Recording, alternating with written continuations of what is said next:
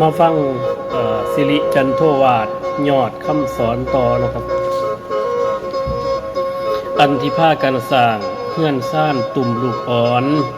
บ่ฮอนคืดให้อยู่ลุงลั่งเขียวคุณกันนะให้ผ้ากันมีสติตั้ง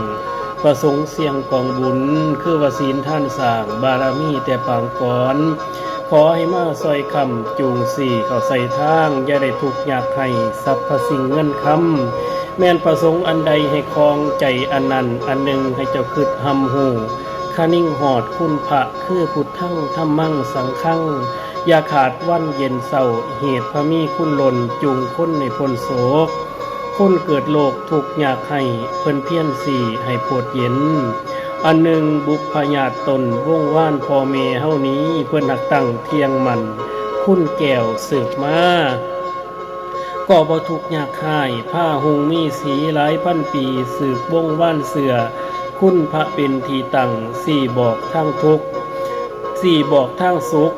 พวกเข้าเป็นหลานเลนสืบพระวงยาดื้อให้ค่อยผ้ากันสร้างศีลท่านสืบพ่อแม่คุณนั้นหากจากนำซอยคำสู้เจ้าให้หงเฮือง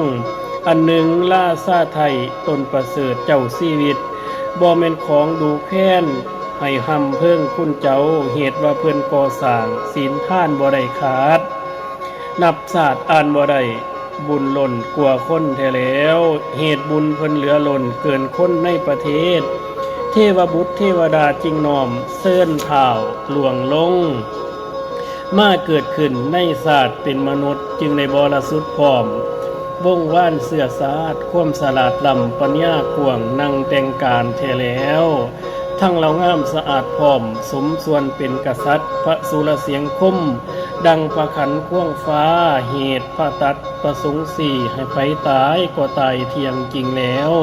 ขั้นพระทรงสุบเลี่ยงไผขึ้นก็หุงเฮืองแทนา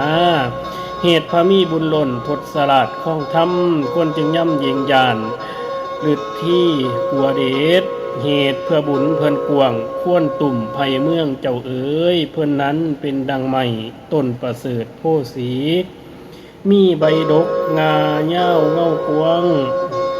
งาเย้าเงากวงอันที่ฝูงไผ่หน่อยพายเฮ้าได้เกิดห่วมมานั้นก็หักบุญสร้างไว้น้ำเท้าแต่หลังจึงได้เกิดพำพร้อมส่นหมโพสีอาศัยบารมีพระจึงอยู่เย็นดอมเท้าอยู่ทั้งผ้ากันค้าขายของต่างตลาดอยู่ทั้งผ้ากันสร้างหน้าสวนเกือบสู่แหงอยู่ทั้งผ้ากันเข่าทำการเป็นขาบาทพระได้ทรงสุบเลี่ยงค้นยานกระเดืองแดนควรจะเข็นคุณเท้าตามกระบวนที่ห้าที่ตนเพิงมานั้นขั้นบ่มีพระแผ่นลาเป็นเจ้าผู้นางปองดังนั้นคนจะอลละหนห่อนเซึกโจรม่านบังเกิดนั่นแล้วเหตุมีแต่ภัยหน่อยน่ายสิตุ่มบ่มีเจ้าเอ๋ยอันที่เสียเงินให้หัวคนปี6 บาทก็ดีหรือหน้าสวนเพิ่นบ่เว้นเก็บเลี้ยงทั่วแผ่นดินก็ดีอันนี้เป็นจาหีตเก่าของเก่าของกษัตริย์แต่ปฐมราชาก็ดังเดียวกันนี้เฮาจักแนะรหัสให้นิท่านแต่ปางก่อนมานั้นขั้งปฐมมากับตั้งแต่หัวที่เข้าแรกในมนุษย์โลกเว้นบ่มีเจ้านางฟองมีแต่คนเพียงดามเสมอกันทั่วประเทศบาดสิเกิดเหตุห่อนคนขานเวียกบ่หาขั้นไผจักทำการสร้างหน้าสวนปลูกวานไว้นั้นพ่อมีผลเกิดขึ้นคนขานแต่ลักเอาแท้แล้วขั้นหักจับกลุ่มใดก็ตีแท่งเอาความเพียดเอาตามเขียดไอสัตว์โจรคนหัวดื้อใจกระด้างหัวหลัง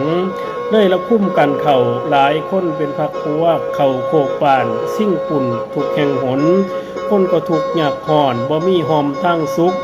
กลางคืนเป็นกลางเว้นนั่งย่ามกลางบ้านเมื่อนั้นคนสลาดหูเมื่อนั้นคนสลาดหูหีดหอมทางบัณฑิตจึงประสุมปรึกษาเยืองสิเย็นเมืองบ้าน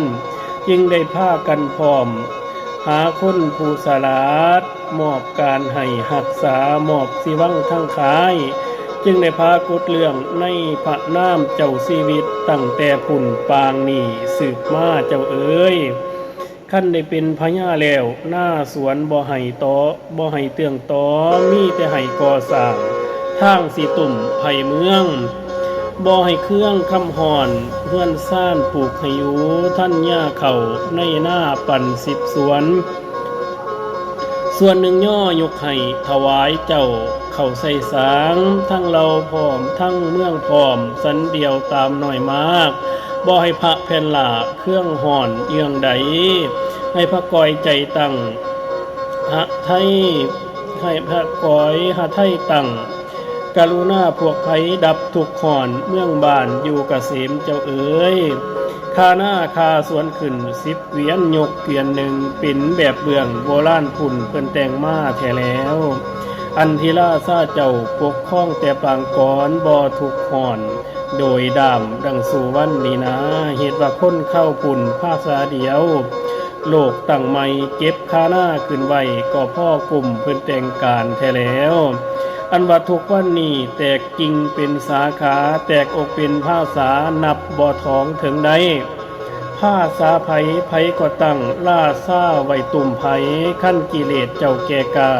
ก็กลุ่มหยาดสิ่งแดน